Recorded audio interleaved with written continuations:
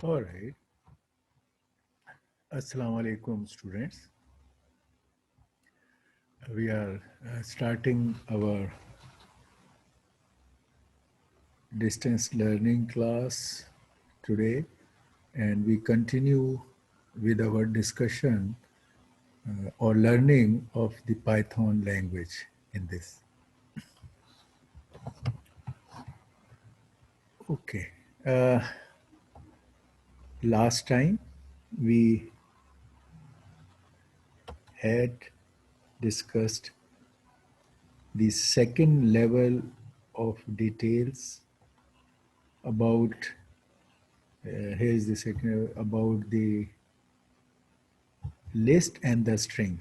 Here are those slides which we discussed last time.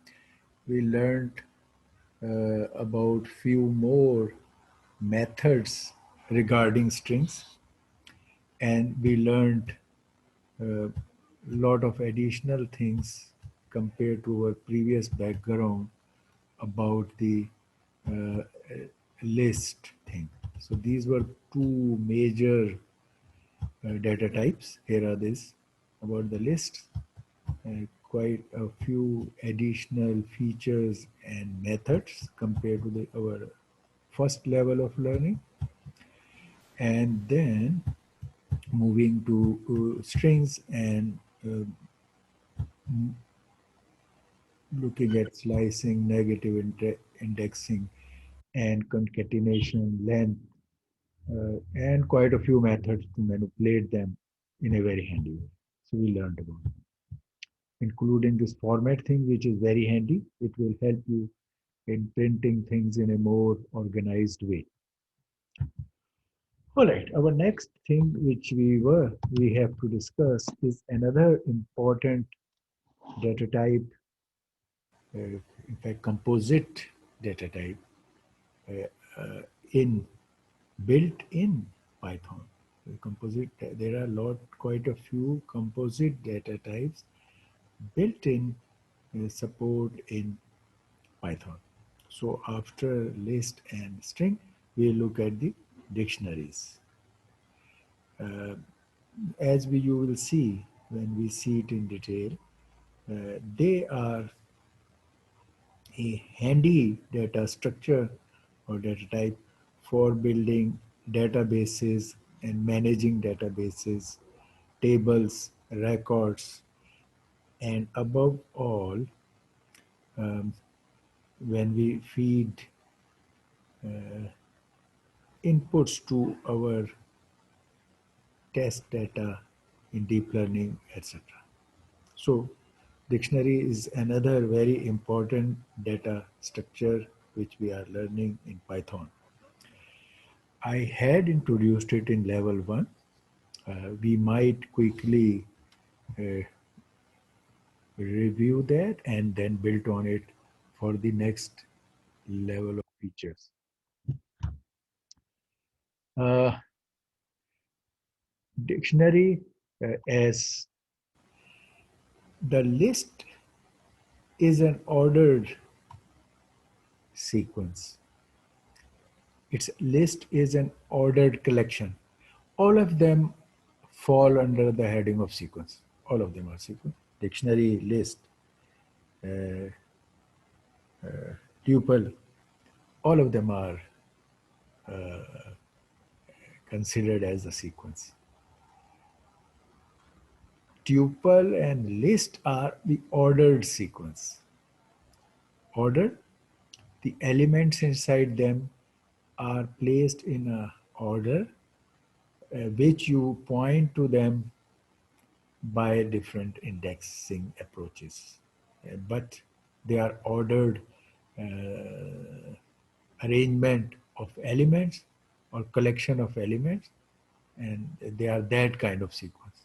Dictionary, unlike that, is an unordered sequence. इसमें एक sequence of index जैसे वहाँ list में नज़र आता था कि 0 से n-1 तय करता था कि कौन सा वैल्यू किस पोजीशन पर है, ये वहाँ डिटरमिन होती थी.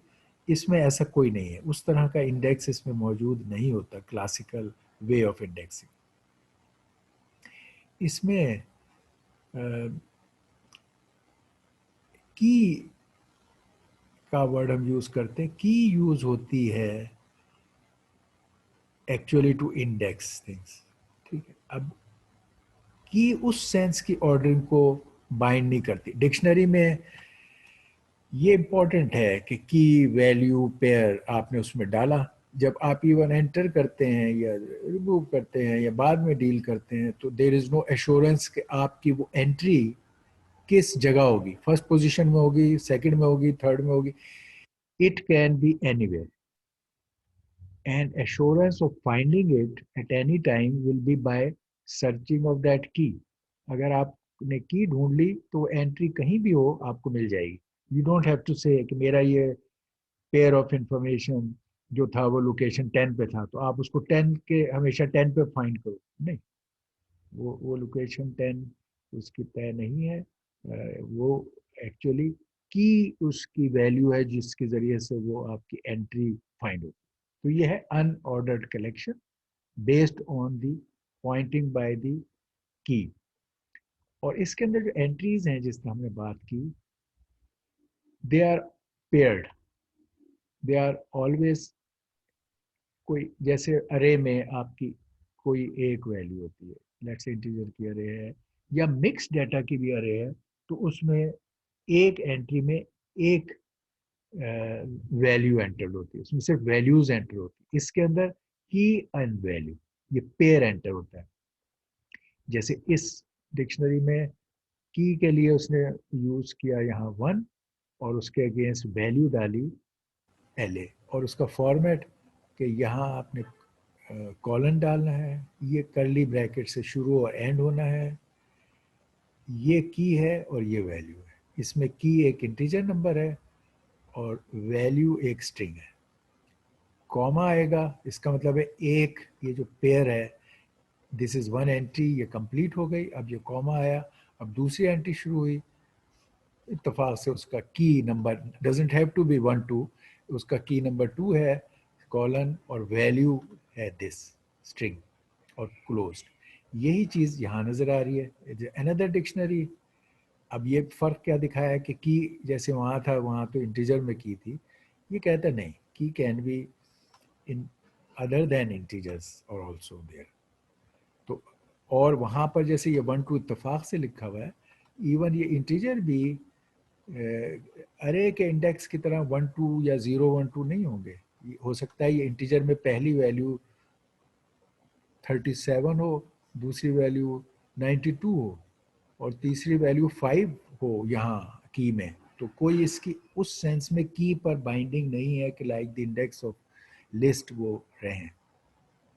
की में डाटा टाइप भी वेरी कर सकती है, it doesn't have to be integer, it can be, key can be a string, यहाँ पे Q1, यहाँ स्ट्रिंग Q2। ये भी उसने फिर just to identify two entries उसने Q1 Q2 किया। Even this string can be absolutely arbitrary, this string could be Aslam, this string could be Islamabad, right?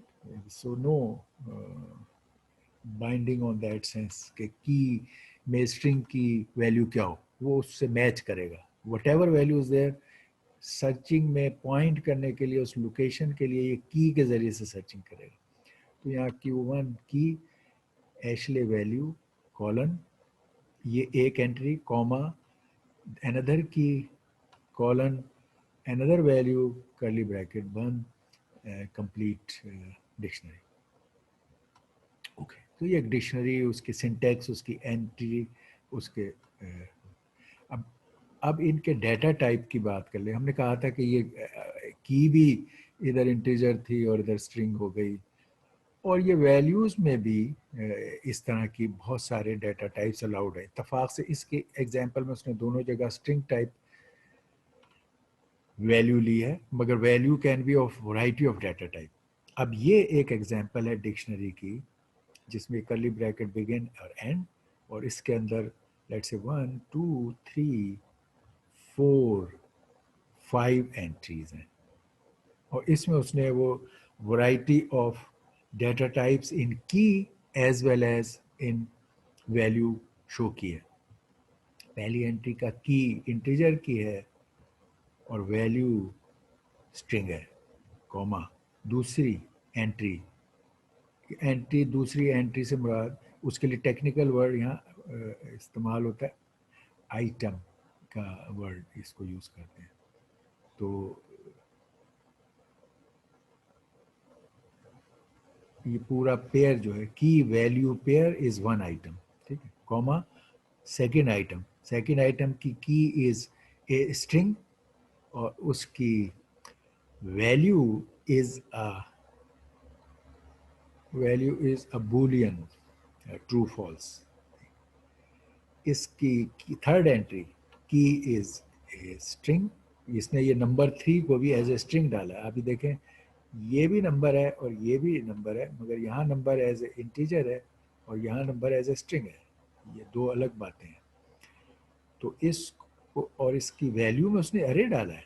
तो वैल्यू पार्ट में it doesn't have to be a single element thing, it can have composite data types like array or maybe another dictionary, small dictionary here, and an array of string or tuple. So it can have lot of things. Not tuple, okay, tuple also. अच्छा, अब ये 4 इसमें हम देख रहे हैं कि fourth entry, yes मैं कह भी रहा था, ये देखिए इसमें वैल्यू में डिक्शनरी आ गई, की में स्ट्रिंग है, इसमें की में फ्लोट पॉइंट वैल्यू है और वैल्यू में भी फ्लोट पॉइंट। आप देख रहे हैं ये वैरायटी और इन टर्म्स ऑफ की एंड वैल्यू डाटा टाइप की अलाउड है। मगर इंटरेस्टिंग और इम्पॉर्टेंट बात यह है कि की में पाबंदी है कि खाली इम्यूटेबल जो डाटा टाइप्स हैं सिर्फ वो हो सकते हैं, क्योंकि एनीवे आप हम आगे देखेंगे कि dictionary does not allow it's की टू बी चेंज्ड।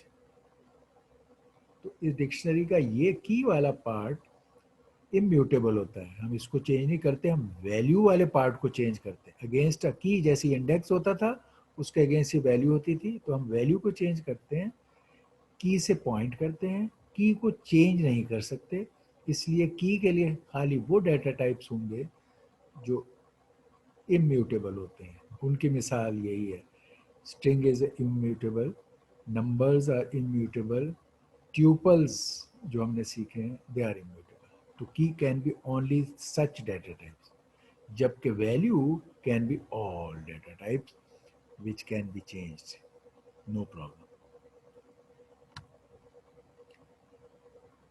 ओके, अब नेचुरली जिस तरह अरे में स्ट्रिंग में हमने डाटा को एक्सेस करते थे, उसके एलिमेंट्स को एक्सेस करते थे, वहाँ पे वैल्यूज़ को पढ़ते थे, वहाँ वैल्यूज़ को लिखते थे, यही काम अब उसके इक्वलेंट्स डिक्शनरी में भी मुमकिन है कि एक्सेस करना पर्टिकुलर एलिमेंट्स को रीड करने के लिए, या उसमें स्टोर करना, वैल्यू को चेंज करना, मॉडिफाई करना या राइट करना, ये काम डिक्शनरी में भी हो सकते हैं।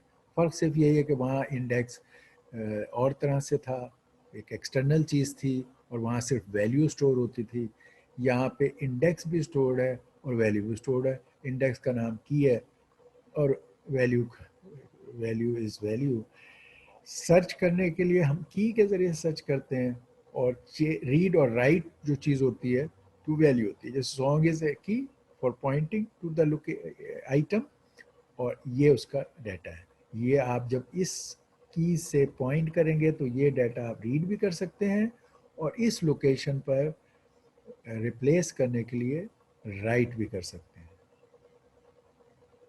तो ये जैसे इसमें ये 2 एंट्रीज हैं माई डिक्शनरी में, तो आपने अगर रीड करना है या प्रिंट करना है तो आप उसका नाम लेके ये इंडेक्स डालें सॉन्ग, तो ये एक्सेस हो जाएगा, you can read it, you can print it, whatever.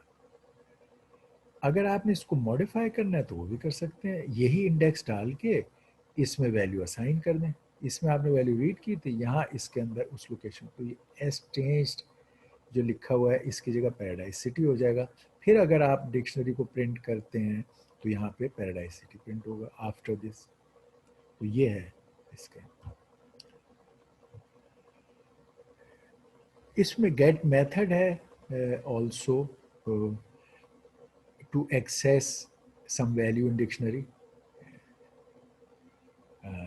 As a method को यूज़ करके भी डिक्शनरी की वैल्यूज़ को एक्सेस किया जा सकता है और आप ले रीड कर सकते हैं वैल्यूज।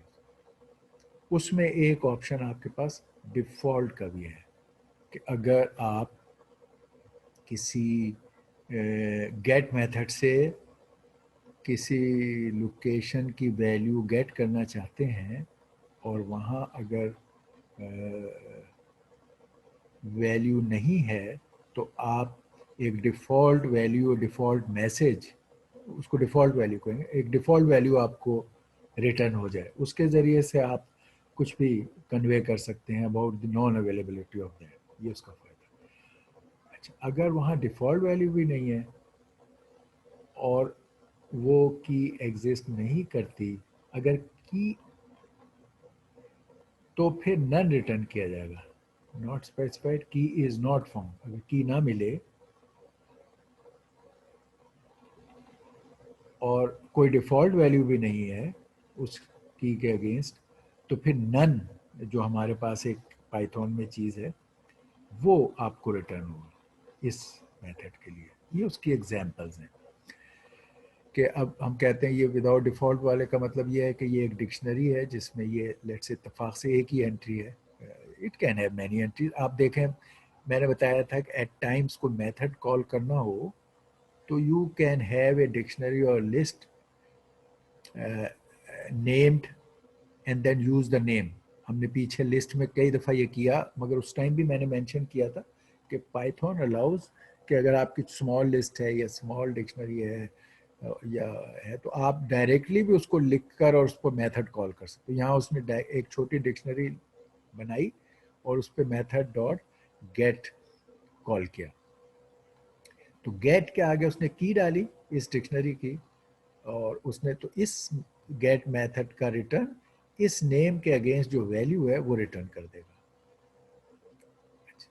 दूसरा केस कि आपने उसी डिक्शनरी में डॉट गेट के आगे एक की डाली कि इस की का मुझे डाटा दें, वो की इस डेटाबेस में नहीं है और there is no provision of a default value also, तो इसने रिटर्न कर दिया नन।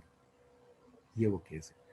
डिफ़ॉल्ट वैल्यू का क्या फ़ायदा है, वो ये है कि आपकी डिक्शनरी में तो नेम और विक्टर ये इसकी आइटम में ये की और ये वैल्यू है, इस पे आपने गेट किया एक और की को, जैसे वहाँ ऊपर कहा था। अच्छा, वो की इसमें एग्जिस्ट नहीं करती, तो अब इसमें अगर आपने गेट के उसमें सेकंड पैरामीटर में कोई चीज़ दी हुई है, so that is the default value, या इन अ वे उसको आप एज ए मैसेज भी इस्तेमाल कर लेते हैं कि आपने यहाँ मैसेज डाल दिया as a value, default value कि nick name is not a key. तो इस बजाय इसके कि ये इसको नन, जैसे इस केस में तो नन कह दिया कि भाई एग्जिस्ट नहीं करती, इस केस में आपको इवन मैसेज आ गया कि ये की वहाँ एग्जिस्ट नहीं करती, तो आपको एक एडिशनल वर्क नहीं करना पड़ा।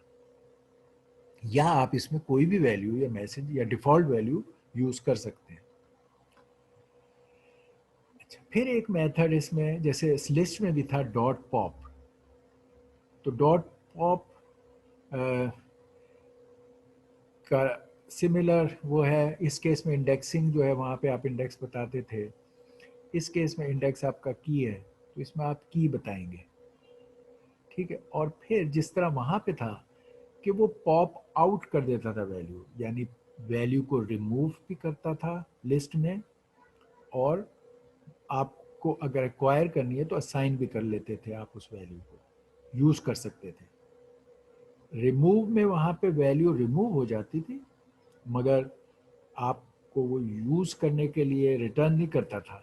पॉप में वहाँ पर भी ये था कि वैल्यू ना सिर्फ लिस्ट से रिमूव होगी बल्कि पॉप आउट हो जाएगी और आप उस वैल्यू को असाइन करके यूज़ कर सकते हो। यहाँ भी पॉप के लिए यही है। फ़र्क सिर्फ यह है कि वहाँ सिर्फ वैल्यू निकलती थी लिस्ट से जो पॉप आउट होती थी। यहाँ पॉपिंग में यहाँ आप की देंगे और उस की के अगेंस्ट जो वैल्यू है वो की वैल्यू पेयर पूरा यानी आइटम पॉप आउट हो जाएगा।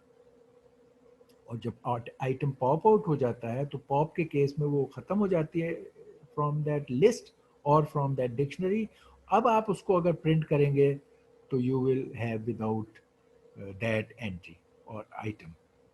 जैसे ये था फेमस म्यूज़ियम, इसमें ये की और ये म्यूज़ियम का नाम, ये सिटी की और ये म्यूज़ियम का नाम और फिर ये सिटी एज ए की और ये म्यूज़ियम का नाम। तो ये एक आपने डिक्शनरी बनाई, उसमें आपने फंक्शन कॉल किया डॉट पॉप इस डिक्शनरी पर, यहाँ नेम डिक्शनरी ली, पूरी लिस्ट बड़ी थी, डॉट पॉप किया, एक की दी जो उस डिक्शनरी में एग्जिस्ट करती है। तो it will pop out this pair, you can assign it, यहाँ पॉप हुआ, you can assign to an ordered pair. तो एथन्स और ये इसको पॉप आउट कर देगा इस लिस्ट से। अब पॉप आउट होने के बाद अब अगर आप इस लिस्ट को फिर प्रिंट करें, इस लिस्ट से ही निकल गया, ओरिजिनल लिस्ट से ही निकल गया, तो उस सॉरी ओरिजिनल डिक्शनरी से, तो उस डिक्शनरी का नाम लेके आपने पॉप किया। अब अगर उस डिक्शनरी को आप प्रिंट करेंगे तो आप देखेंगे कि पहली एंट्री है उसमें, दूसरी एंट्री है और तीसरी पॉप हो गई।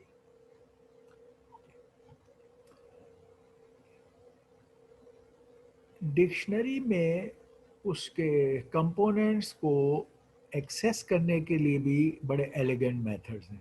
फर्ज करो आपकी ज़रूरत पड़ सकती है कि एक डिक्शनरी में तमाम कीज़ की लिस्ट आपको चाहिए,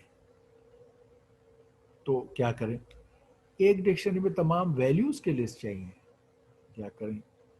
और एक डिक्शनरी के तमाम आइटम्स की लिस्ट आपको चाहिए, तो क्या करें? बड़े हैंडी ये तीन, डॉट कीज़ का method with this, dot values का method with this bracket, dot items का मेथड विद दिस ब्रैकेट, तो वो आपको रेडीली मिल जाएंगे। ये एक डिक्शनरी है, example dictionary.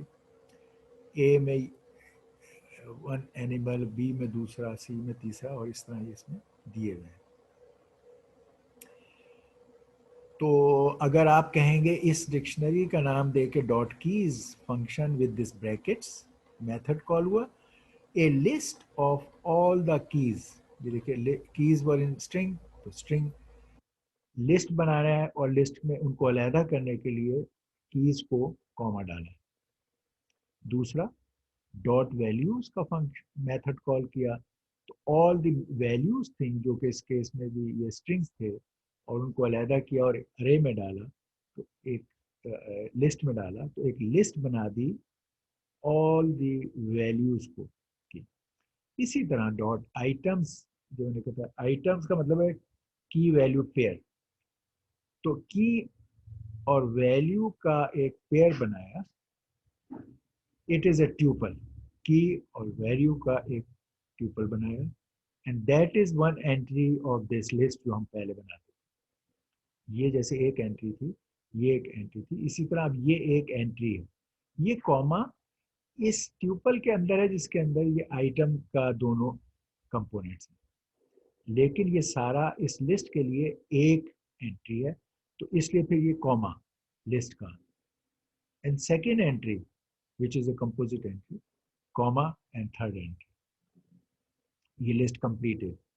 Each element of this list is a tuple which has key, comma, value, key value pair. Okay, ये important चीजें डिक्शनरी की हैं।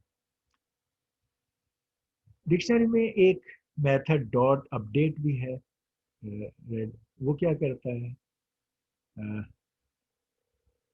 मर्ज करता है दो डिक्शनरीज को। आपके पास एक डिक्शनरी डिक्शनरी वन है, ये आप कहते हो dictionary one dot update with dictionary two, merge कर, आप डिक्शनरी टू को इसके साथ मर्ज कर रहे हैं टू अपडेट।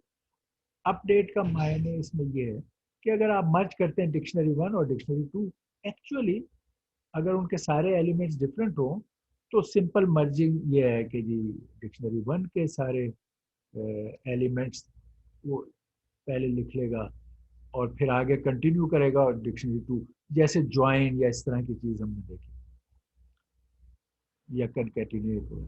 लेकिन अपडेट में फिर ये भी है कि क्योंकि अगर डिक्शनरी 1 और डिक्शनरी 2 की कुछ एंट्रीज ऐसी हैं जिनकी कीज एक है, दो इंडिपेंडेंट डिक्शनरी हो और उनमें कीज एक जैसी हो सकती है, तो फिर डिक्शनरी 2 वाला जो वैल्यू है उस की वो ओवरराइट कर देगा। डिक्शनरी 2 उस की के अगेंस्ट अगर पहली डिक्शनरी में वैल्यू थी, उसको अब इससे अपडेट हो जाएगी, इसकी की वैल्यू पेयर उस जगह चला जाएगा।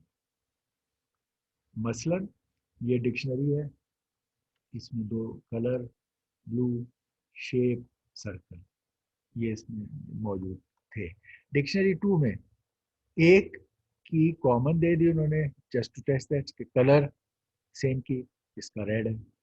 हाउएवर दूसरी एंट्री इज डिफरेंट, नंबर 42 उसमें नंबर नहीं था, इसमें है, मर्ज होंगे, दोनों की एंट्रीज इकट्ठी हो जाएंगी। अगर ये एक एंट्री सेम ना होती तब भी इसकी तमाम एंट्रीज और उसके बाद इसकी तमाम एंट्रीज लिख देते और दैट्स इट। मतलब एक एंट्री कॉमन है तो ये वाली एंट्री उधर ओवरराइट कर देगी, विच मीन्स अगर आप कहो डिक्शनरी 1 डॉट अपडेट डिक्शनरी 2, तो इसका जो रिजल्ट होगा वो पहली चीज कलर, आपने देखे कि ये सेकंड वन का जो रेड है उधर ब्लू था, उसके ऊपर ये रेड ओवरराइट कर दिया। दूसरी एंट्री इसी पहली डिक्शनरी की जितनी भी एंट्रीज हैं वो आपने लिखी, इसमें एक ही थी, ये लिख दी। उसके बाद आप डिक्शनरी 2 पे आ गए, उसकी सारी एंट्रीज लिख दी जो ये है, ये merging with update. Okay. Any question for the this part? Next, we will look at the module thing in our discussion. No, sir, everything fine. Okay. Thank you.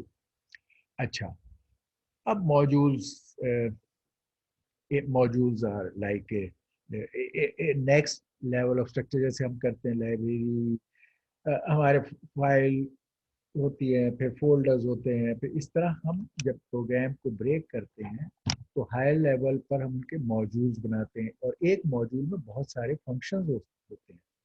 एक मॉड्यूल में there are lot of functions. This group which has a set of functions there, और आप उस module को अगर call कर लो तो उस मॉड्यूल के फंक्शंस इस्तेमाल कर सकते हैं। मॉड्यूल में ग्रुप ऑफ फंक्शंस को भी नाम दिए जाते हैं, जिसको आप सब मॉड्यूल कह लो, यानी एक मॉड्यूल में है मल्टीपल सब मॉड्यूल एंड ईच सब module will have those many functions. तो हम इसको मॉड्यूल को इंपोर्ट करते हैं, और उसको जब हम इंपोर्ट करते हैं तो वो फंक्शंस के साथ आते हैं। हम क्या इंपोर्ट करें, किस लेवल तक करें, ये भी हमें वाइजली करना चाहिए। एवरीथिंग को इंपोर्ट कर लेना आपकी जो नेम स्पेस है उसको क्राउडेड कर देता है, क्लैशेस और इश्यूज आपके बढ़ जाते हैं। तो आपको सिलेक्टिव जो ज़रूरत की चीज़ है उसे आप इंपोर्ट करें, ये हम यहाँ पे बताएंगे मॉड्यूल्स के केस। जैसे पहले जनरल बात कि अगर एक फाइल में आपके कुछ कंटेंट्स हैं और आप एक दूसरी फाइल में कि जो कि उसी फोल्डर में हो, दूसरी फाइल में उस पहली फाइल के फंक्शन को यूज करना चाहते हैं, तो आप सिंपल इंपोर्ट के जरिए से ये काम कर सकते हैं। ये एक फाइल है आपकी जिसमें आपने ये function F1 function hello world जो भी कुछ है ये उसमें आपने डिफाइन किया, ये एक फाइल थी। अब इसी फोल्डर में एक और फाइल आई, ये फाइल 2 है आपकी। इसमें आप चाहते थे कि अपने जो और काम करें उसके दौरान आप फाइल 1 के फंक्शंस को भी इस्तेमाल कर सकें।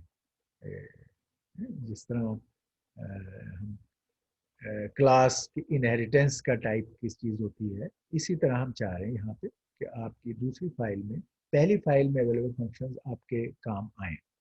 ये अक्सर लाइब्रेरी और ये सारा का कॉन्सेप्ट इसी तरह काम आता है कि वो लाइब्रेरीज बना के उनको एज ए मॉड्यूल अवेलेबल कर देते हैं, और आप एक बड़ी स्ट्रेंथ आपको पाइथन में मिलती है by using already built module, जिससे कोड रीयूज का बेनिफिट रहता है।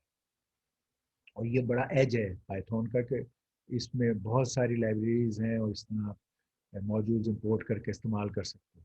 तो इस छोटी सी एग्जांपल में जो आपके अपने उसमें है, आपने कहा इंपोर्ट फाइल वन, या आपने उसका उस फाइल का को इंपोर्ट किया। अब उस फाइल में अवेलेबल जो भी फंक्शन है आपके लिए अवेलेबल हो गए।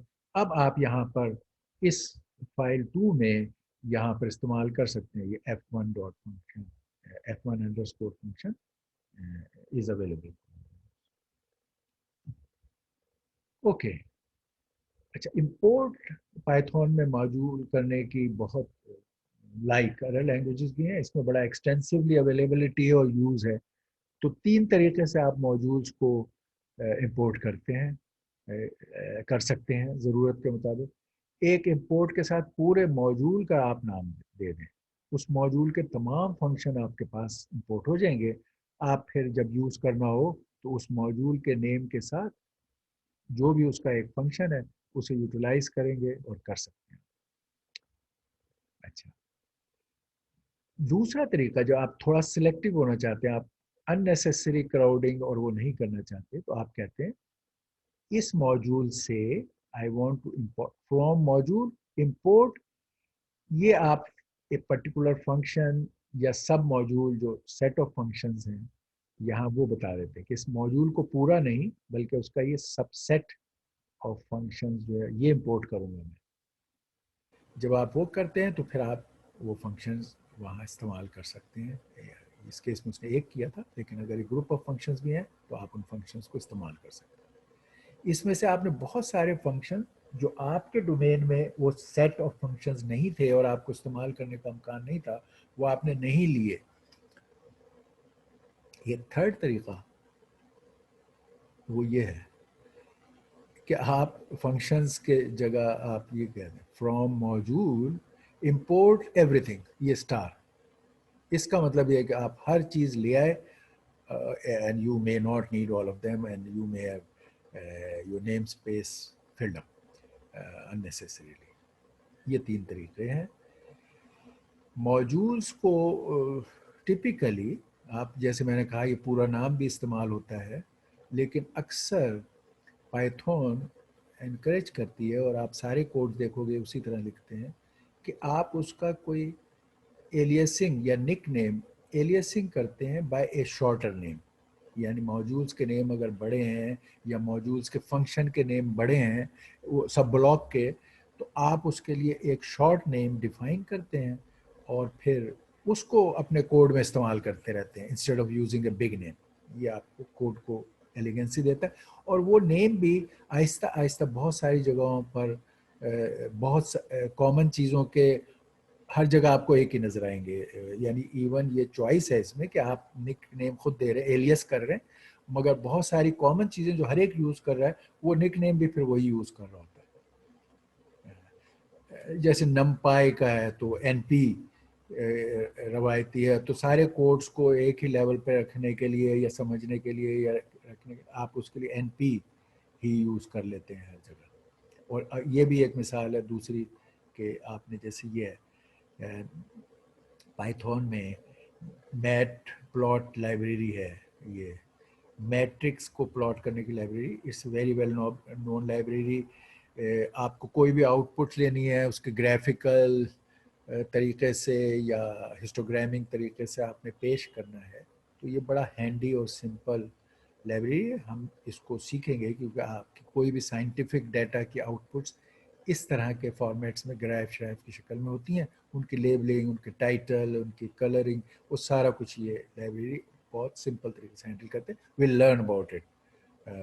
देर आर सो मैनी लाइब्रेरी। हम एक सबसेट जो मोस्ट इम्पॉर्टेंट हमारे लिए वो सिलेक्ट करके लर्न करेंगे।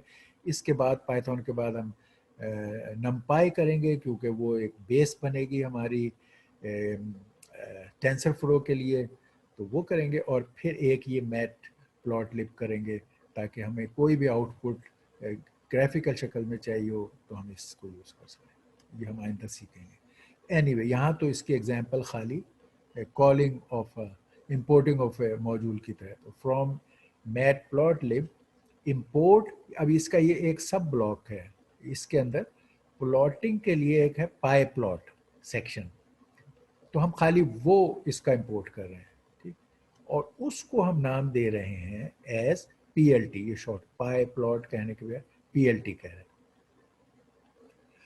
अब ये हम बजाय ये पाई प्लॉट का नाम यूज करते, हम कह रहे हैं पाई प्लॉट की जगह प्लॉट, तो हम अब प्लॉट का सब सेक्शन इस्तेमाल करके उसमें से फंक्शंस यूज कर रहे हैं। देखें प्लॉट, ये जो आपका एलियस नेम था डॉट, ये आपके फंक्शन है इसके अंदर, ये इस सब मॉड्यूल में ये फंक्शन है प्लॉट, और ये आप उसके वो एक्स और वाई वैल्यू दे रहे हैं जो प्रिंट आपने ग्राफ बनाने के लिए चाहिए। दिस कैन बी अरेज, एक एक्स का अरे है, एक वाई का अरे है, और ये इसको प्लॉट कर देगा आपके graph, just this one command. तो ये देखिए डॉट प्लॉट आपने इस पीएलटी से किया, थ्रू आउट ये इस्तेमाल होगा। इसी तरह आपने इंपोर्ट किया एक कैलेंडर के मॉड्यूल को एज सी, और फिर आपने प्रिंट किया कैलेंडर लिखने के बजाय आपने ये इस्तेमाल किया alias c dot month name, ये उसकी फंक्शन है, उसके आगे आपने जब वन ये अपना डाला तो उसने फिर फर्स्ट मंथ सेलेक्ट किया, और उस पर जो भी आप यहाँ प्रिंट कर रहे थे, अगर रीड करना है राइट करना है वो सारे आप यूज़ कर सकते हो। ये एक मॉड्यूल हमारा है, यानी अब मॉड्यूल और उसमें बहुत सारे फंक्शंस और उनके इस्तेमाल की एक एग्जांपल है। और एनीवे आपको अपने हर कोड में कहीं ना कहीं डेट और टाइम और इन चीज़ों की ज़रूरत पड़ती रहती है, तो हमने एक ही एग्जांपल के तौर पर एक मॉड्यूल से फंक्शंस कॉल करना और रीड करना और राइट करने की है, जो आपको एनीवे ज़रूरत पड़ेगी। तो आपने इंपोर्ट किया एक मॉड्यूल जो पाइथन में अवेलेबल डेट टाइम का, इसमें डेट और टाइम के बारे में फंक्शंस अवेलेबल हैं जो आप इस्तेमाल कर सकते हैं। तो आपने इसका नाम, यहाँ पे आपने एलियस नहीं किया, तो आपने इसका नाम यूज़ करके फंक्शंस कॉल किए डेट टाइम डॉट, ये आपने उसका फंक्शन कॉल किया है इस मॉड्यूल का डॉट डेट, ये नॉन फंक्शन में है। इस फंक्शन के जो पैरामीटर्स हैं ये दो तरह से अलाउड हैं देना, जो ये आप जब इस लाइब्रेरी की डिस्क्रिप्शन पढ़ते हैं, जो मैंने आपको एक रेफरेंस मैनुअल भी दिया हुआ है python.org में, ये पूरी रेफरेंस मैनुअल मौजूद है, तो आपके इस फंक्शन के बारे में उसने बताए हुए हैं कि दो तरीके से इस फंक्शन के पैरामीटर्स आप इस्तेमाल कर सकते हैं।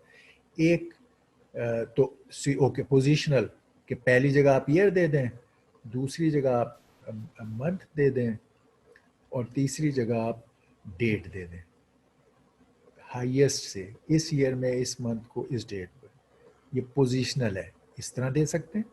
या आप कीवर्ड बेस्ड एंट्रीज डाल सकते हैं कि ईयर की वैल्यू ये है, मंथ की वैल्यू ये है, ये सब इंटीजर में उसको पॉइंट करें। 2 का मतलब फरवरी है, 1 का मतलब जनवरी था, डे 16।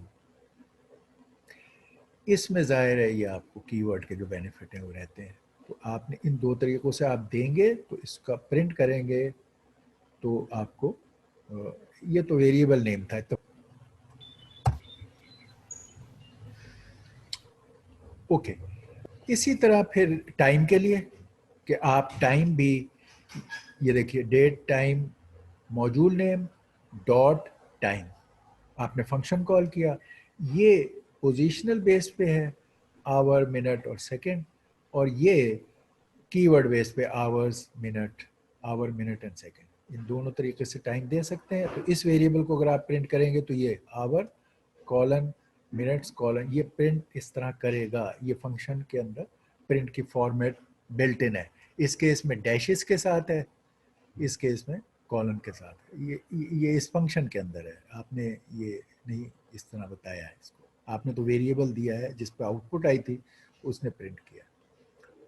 इसी तरह इस मॉड्यूल में डेट टाइम मॉड्यूल में फंक्शन डेट टाइम आप कॉल कर रहे हैं जिसमें डेट और टाइम दोनों के पैरामीटर्स होंगे।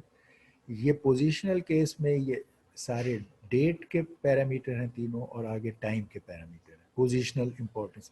दूसरे केस में कीवर्ड बेस्ड आपने पहले डेट के और फिर टाइम के दिए। ये जब 6 वेरिएबल देंगे, इसको जब आप इस वेरिएबल को प्रिंट करेंगे या वो करेंगे तो आपको आउटपुट में पहले डेट के सारे डैश के साथ तीनों इस ऑर्डर में, ईयर, मंथ एंड डे, और फिर आपको स्पेस, और फिर आपको आवर, मिनट और सेकंड विद कॉलम ये मिलेंगे। ओके, तो ये एक आपकी मॉड्यूल की एग्जांपल वैरायटी के साथ आपने देख ली। Okay, here is your highly demanded thing, जो आपको कहीं नहीं मिल रही थी, और मैं आपसे कह रहा था कि something very simple, readily available, obvious. Many of you found it, used it.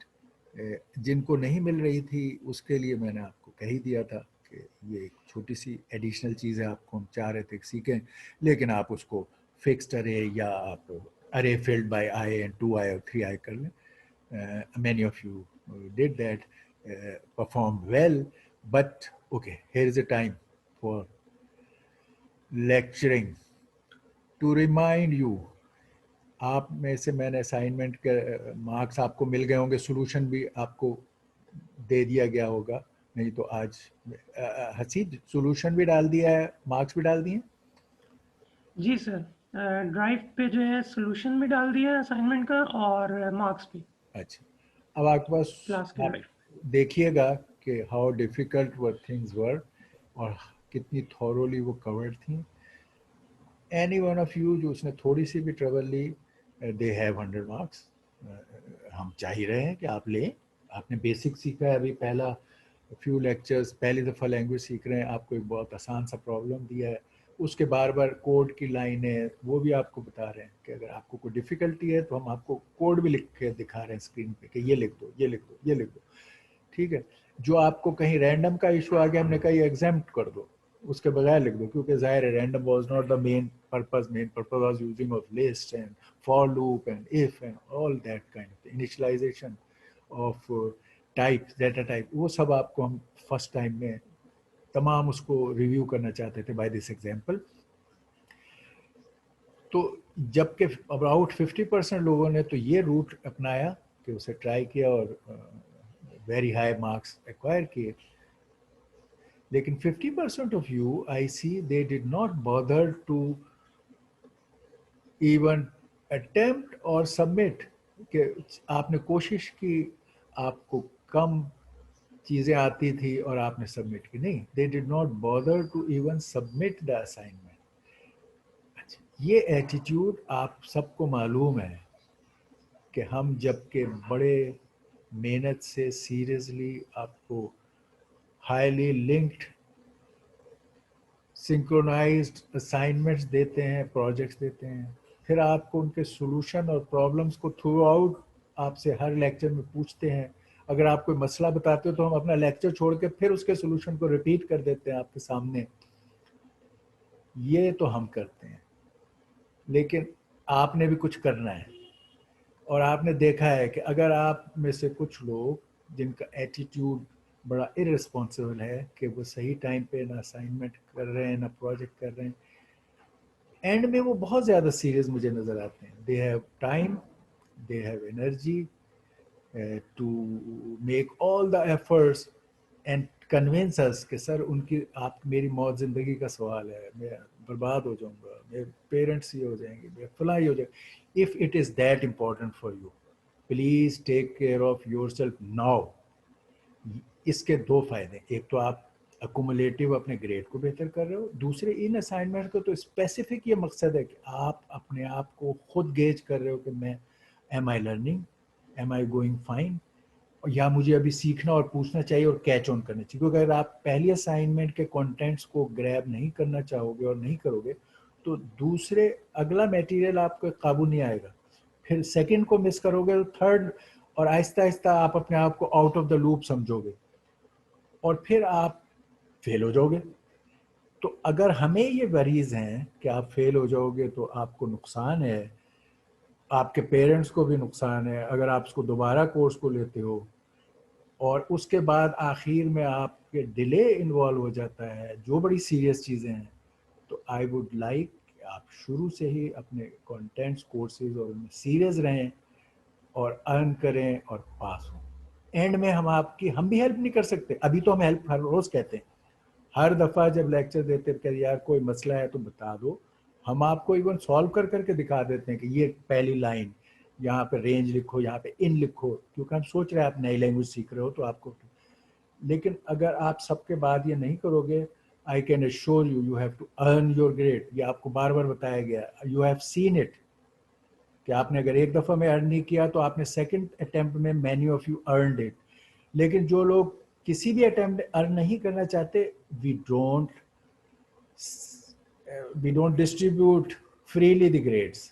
मतलब हमारी पॉकेट में ग्रेड नहीं है, ग्रेड आपके पॉकेट में है, आप जब चाहे मेहनत करके अर्न कर सकते हैं। हमारी जेब में नहीं है कि हम जब चाहे निकाल के आपके हवाले कर दें, हमारे बस में नहीं है। हमारे बस में ये है कि हम आपकी खुशामद करें, आपको कन्विंस करें, आपको मोटिवेट करें, वो हम करते रहते हैं।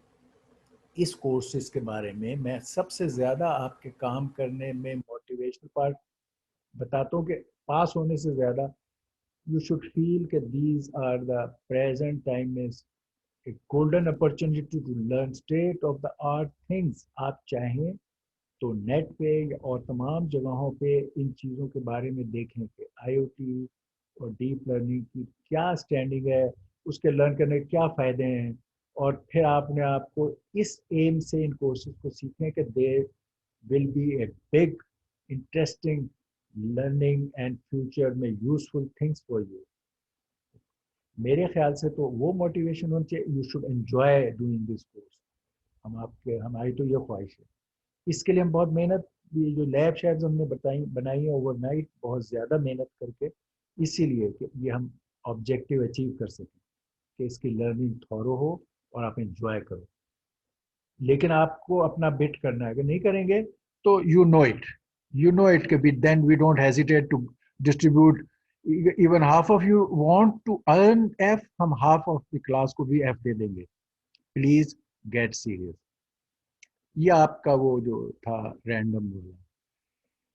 इसी तरह आपके जैसे अभी हमने ये बताया कि मॉड्यूल्स हैं, इंपोर्ट होते हैं वगैरह, तो इसमें रैंडम का भी है, आप उसको इंपोर्ट कर लें, इंपोर्ट रैंडम। और फिर उससे ये फंक्शंस हैं जो आप कॉल कर सकते हैं, जैसे हमने बताया रैंडम आपने किया हुआ है, रैंडम डॉट, इसके अंदर सिंपली वहाँ पे रैंड था, यहाँ पर कुछ ज़्यादा ऑप्शन है, इंटीजर के भी हैं, दूसरे भी हैं, तो इसने यहाँ आपके इस पर्पज़ के लिए रैंड इंट इंटीजर। तो वहाँ हर लैंग्वेज के अपने वो हैं फंक्शन के नेम, इसमें ये था। तो डॉट रैंड इंट और ये वो bracket, it is a function you are calling for generating a random number. अच्छा, इसमें भी दो ऑप्शंस हैं, एक है रैंड इंट और एक है random dot choice. Rand int जिस तरह आपका पहले था, सी में आप कर रहे थे रैंड से, वो एक इंटीजर रैंडम नंबर जनरेट कर देगा, ठीक है, और आपको प्रोवाइड कर देगा। और नॉर्मल डिस्ट्रीब्यूशन के तहत आपके रैंडमनेस कंट्रोल होती है और उसके मुताबिक आपको वो दे देगा। और आप इसमें रेंज भी दे सकते हो, lower and upper range of numbers. Rand choice में आप एक डेटा स्ट्रक्चर जो आपने सीखी है वो देते हो, जैसे आप एक लिस्ट प्रोवाइड करते हो और उस पे जब ये पैरामीटर में वो लिस्ट देकर आप जब रैंडम चॉइस कहोगे, it will choose from that list in a random वे। यानी फिर क्या होगा, उस लिस्ट की इंडेक्सिंग आप रैंडम नंबर से जनरेट हो रही है और उस लिस्ट में से एलिमेंट चूज कर रही है, मगर with in that list choose करेगी। इस केस में जो रेंज है उससे, ये रेंज बेस्ड है और ये डेटा बेस्ड है रैंडमनेस, दो इसमें चॉइसेस है आपके पास। ये एग्जांपल कि ये पहले एग्जांपल में अगर आप integer numbers between start and end, ये in inclusive less than equal and less than equal and greater than equal, अगर एक नंबर जो स्टार्ट और एंड इंटीजर के दरमियान आप रैंडमली जनरेट करना चाहते हैं, तो आप ये function random dot rand int start end देंगे, जो यहाँ इस्तेमाल है R1 में random dot rand int between 0 and 10। इसमें अब आपका वो मसला जो हम n-1 से और इस तरह हल करते थे, आपके दोनों नंबर इस नंबर से इस नंबर तक ये इंक्लूसिव है, ये इस वजह से इंक्लूसिव है। 0 और 10 के दरमियान आप कोई भी रैंडम नंबर जनरेट करना चाहते हैं तो आप इस करिए से कर लेंगे, प्रिंट R1 से वो प्रिंट हो जाएगा। ये दूसरा केस जो मैंने आपको बताया थी, एक सीक्वेंस या लिस्ट है जिसमें ये ABCD जो भी करेक्टर्स हैं, और अब आप चाहते हो कि इसमें से रैंडमली कोई करेक्टर फिर पिक करो और उस पर कोई आप एक्टिविटी करो। एवरी टाइम आप जब इसको चॉइस करोगे तो ये एक रैंडमली एक इंडेक्स असल में जनरेट करेगा इंटरनल फंक्शन, और Poynting is a random, value हमेशा यहाँ होगी।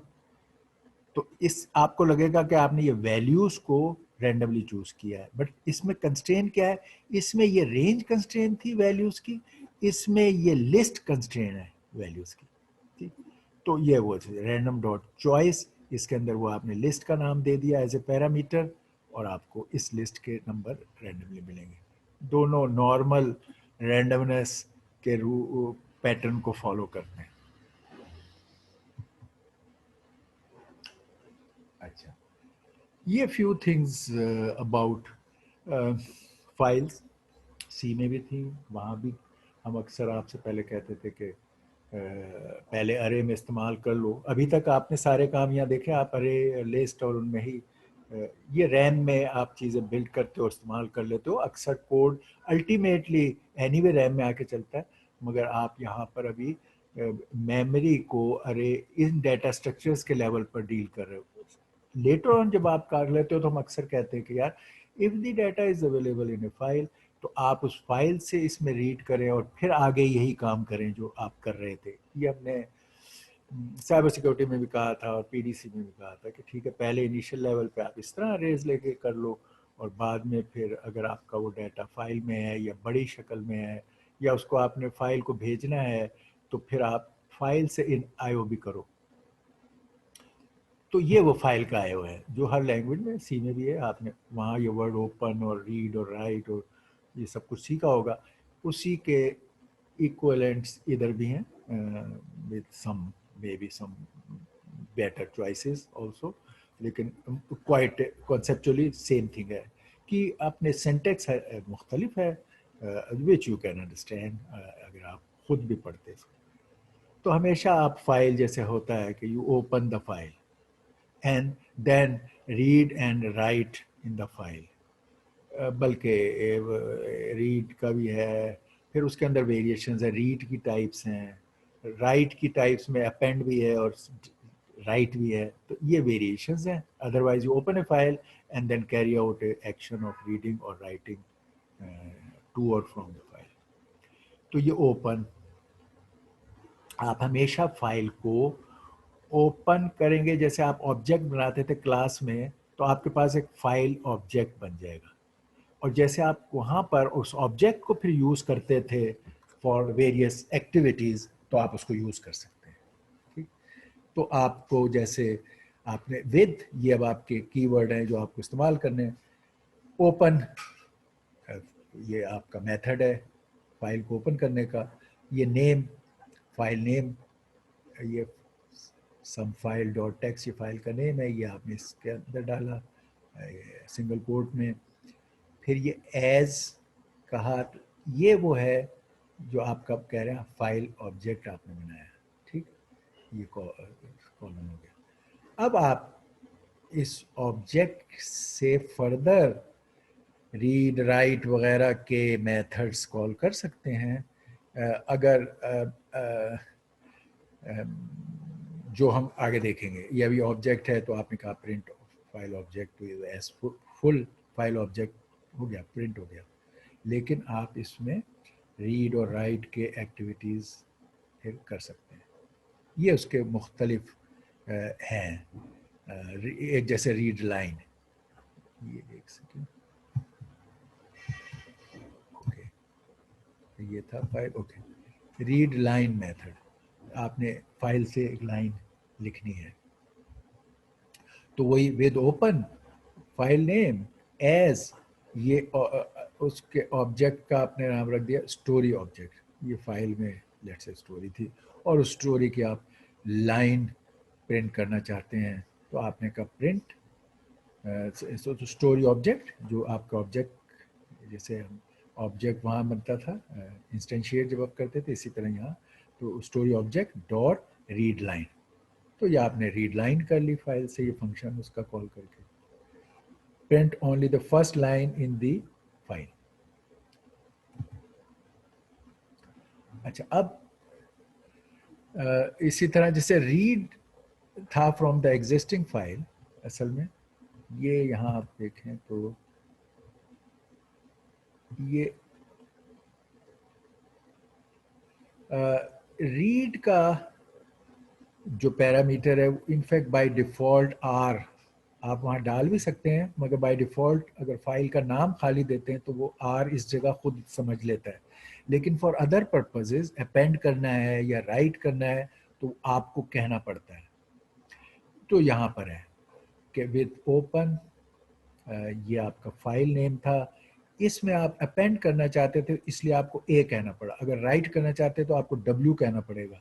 यहाँ पर आप आर रीड भी कह सकते हो, मगर रीड बाय डिफॉल्ट भी आ जाता है, तो ये एक था जो हमने पीछे आर नहीं लिखा। तो अपेंड एज, ये आपने अपना नाम रखा ऑब्जेक्ट का शॉप, और आपने इस ऑब्जेक्ट से पे अब राइट किया, क्योंकि टाइम अपेंड के लिए आपने इसको ओपन किया था, तो अब जो राइट है it will append at the end of the contents of existing file. ठीक है, तो आप अगर राइट के आगे जो कहोगे वो अपेंड हो जाएगा आपकी फाइल के एग्जिस्टिंग कंटेंट के एंड पे, ये अपेंड है। लेकिन आप अगर आप अपेंड की जगह राइट लिखोगे तो अगर वो फाइल में पहले कुछ कंटेंट्स हैं तो वो फ्रेश राइट करेगा उसमें न्यू, तो जहां आपने एग्जिस्टिंग फाइल में ऐड करना है डाटा तो आप append, you must say append, otherwise right आप इस्तेमाल करोगे तो उसमें नए सिरे से डाटा लिख देगा। ये राइट का है।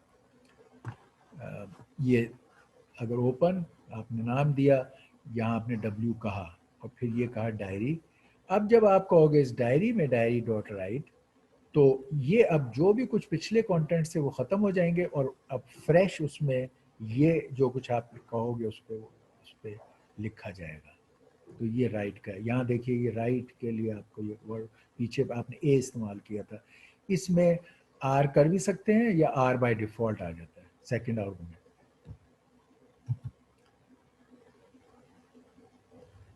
ये एग्जांपल्स हैं इसकी फ्रॉम दिस के, ये आपने एक ओपन की फाइल नेम था एज, ये फाइल ऑब्जेक्ट है। ठीक है, तो इस फाइल ऑब्जेक्ट से आपने रीड लाइंस कॉल करके इधर डाटा डाला इस वेरिएबल में और उसे प्रिंट किया, तो ये प्रिंट हो गया। ये जब आपने रीड लाइंस कह के और इसको वो किया तो ये फाइल जो थी जो एक वो कंटिन्यूस थी वो अब मल्टीपल लाइंस की शक्ल में हो गई, यानी एक फाइल की पूरा जो था अब वो एज ए लाइन, ये देखिए पहली चीज लाइन कॉमा, दूसरा लाइन, तीसरा लाइन, तो ये अब ये लाइंस की शक्ल में इसकी ये फाइल है और ये लाइंस की शक्ल में इसकी शेप हो गई। अब आप अगर चाहें इस फाइल डाटा को तो अब आप लाइन बाय लाइन भी प्रिंट कर सकते हैं। जैसे आपने एक फॉर लूप डाला, ये लाइन एक्चुअली फंक्शनल लाइन नहीं है, यहाँ एक्स भी होता है जैसे हम पहले हमेशा थे, for x in file data, ये फाइल डाटा जो अब लाइंस की शक्ल में है उसको उस लिस्ट में, it has become a list, आप देख रहे हैं अब ये लिस्ट है जिसमें कॉमा है और हर लाइन उसमें अलग है। तो अब आप अगर लाइन बाय लाइन प्रिंट करना चाहते हैं तो प्रिंट एक्स कहेंगे और लूप चलेगा, हर दफ़ा एक लाइन प्रिंट होगी, ये इस तरह।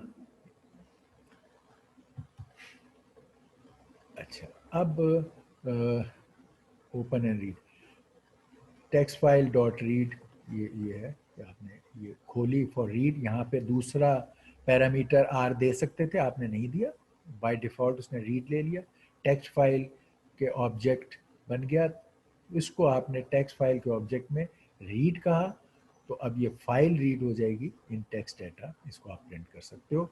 ये सारा जो कुछ उस फाइल में है पूरा रीड हो गया। ये लाइन बाय लाइन वाला बात नहीं है।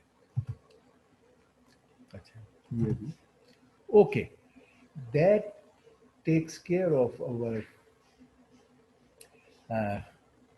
लेवल 2 थिंग्स में। अभी लेवल 2 में हमने क्लास को किया था लेवल 1 में काफ़ी डिटेल से, लेकिन अब लेवल 2 में भी हम क्लास को रिवाइज करेंगे जैसे हमने और चीज़ों को रिवाइज किया है।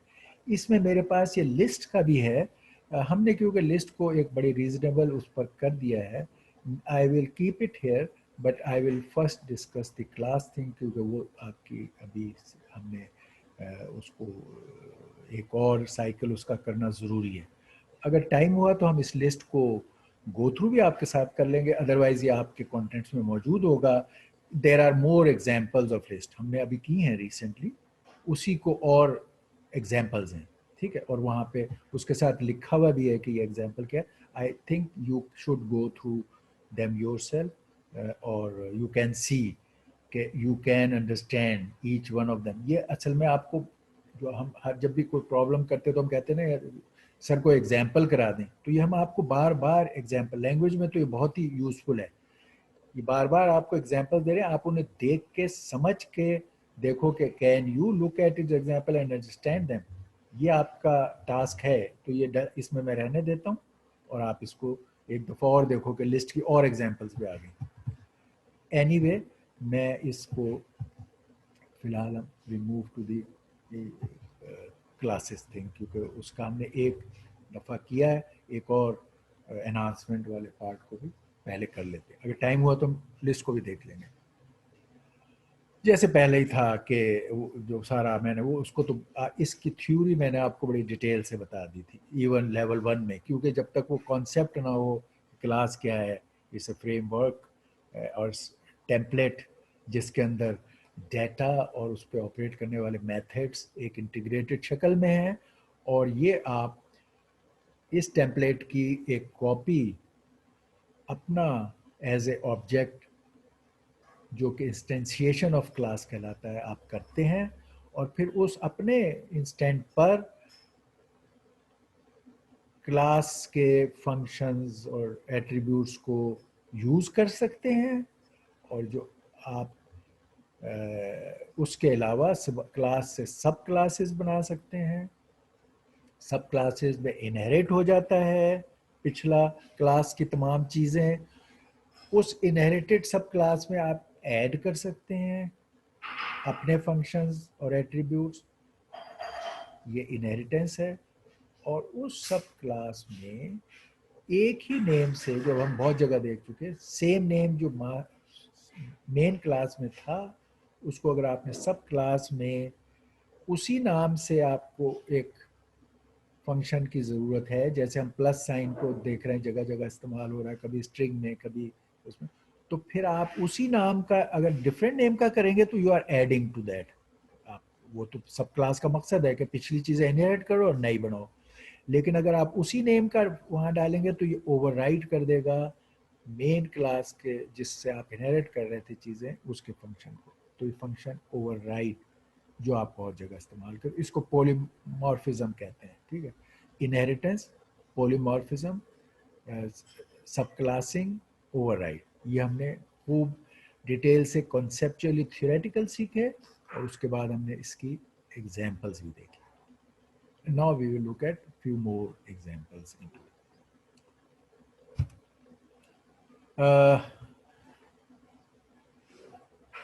Names are written in camel case. In Python, class names are written in camel case, यानी वही first capital title, and object names are written in lower case. ये बाइंडिंग नहीं है, एक्सेप्ट करता है।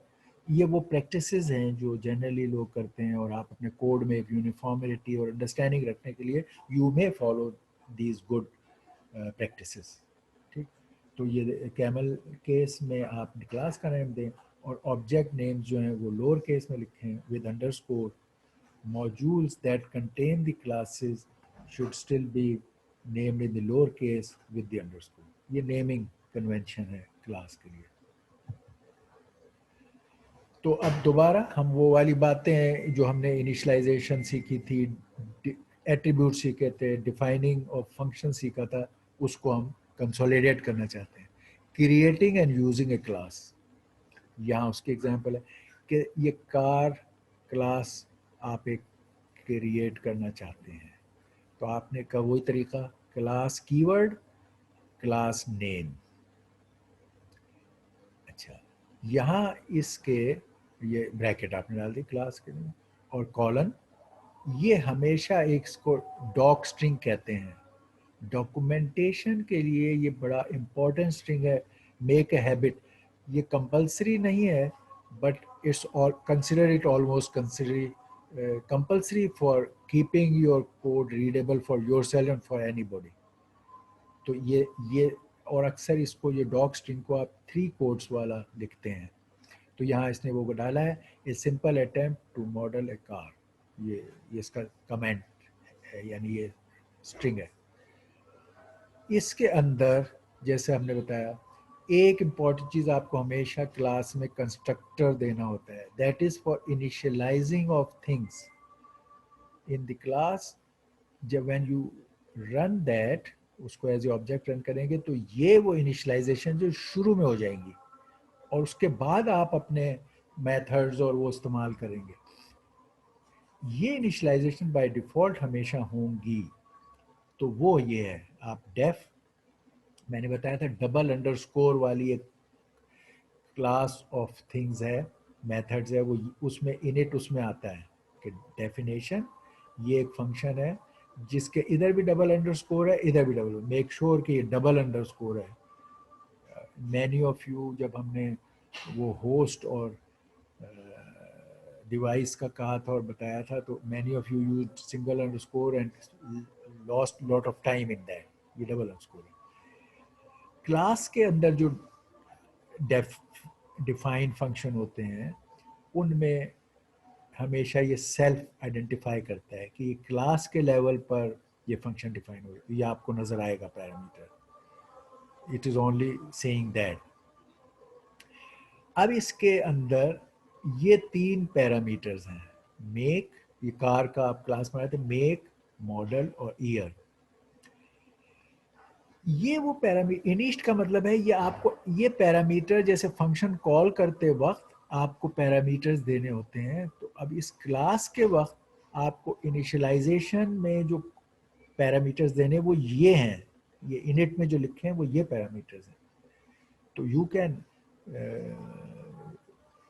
जब आप इसका ऑब्जेक्ट बनाओगे तो you will feed parameters here of your choice. तो इस क्लास से इन पैरामीटर पे बेस करके आप डिफरेंट ऑब्जेक्ट्स बना सकते हैं और यूज कर सकते हैं।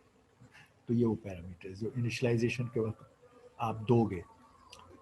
ये क्या कर रहा है, ये इनिशियलाइज कर रहा है इस कार के एट्रीब्यूट्स के वो पैरामीटर्स ले रहा है मेक, और इस क्लास में यूज के लिए उसको सेल्फ डॉट मेक में डाल रहा है। दूसरा मॉडल सेल्फ डॉट मॉडल में डाल रहा है। Year, okay, self dot year में डाला है। ये इनिशियलाइजेशन हो गई। अच्छा, इसके ये जो पैरामीटर्स जो इसमें थे इनिट में, ये उनकी इनिशियलाइजेशन हो गई। लेकिन you can always have some other then कि ये तो पैरामीटर्स के तौर पे फीड होंगे जब आप इसको इनिशियलाइजेशन करोगे। लेकिन अगर आप बिगिनिंग में आप कुछ और चीज़ों को भी इनिशियलाइज करने की नीड आपकी है तो वो भी अलाउड है। यानी ये खाली इन पैरामीटर्स के नहीं है। आमतौर पे ये नज़र आते हैं आपको, लेकिन यहाँ दिखा दिया अब हमने नेक्स्ट लेवल पर जाने के लिए कि अब आप, और मसलन आपने फ्यूल कैपेसिटी और फ्यूल के लेवल को इन गैलन्स के लिए भी आप चाहते थे कि कुछ वेरिएबल, जैसे लोकल वेरिएबल डिफाइन करते, इस तरह आप एट्रीब्यूट्स ये इनिशलाइज करना चाहते थे। तो ये अब नए हैं, ये आप इन पैरामीटर्स में नहीं है जो इसको जो इंस्टेंशिएट करते हुए चाहिए थे, ये उसके अलावा है, एट्रीब्यूट्स हैं। तो आपने सेल्फ डॉट फ्यूल कैपेसिटी, इसको 15 की वैल्यू दी, और सेल्फ डॉट फ्यूल लेवल इसको 0 पे इनिशलाइज किया। तो ये भी आप कर सकते हैं।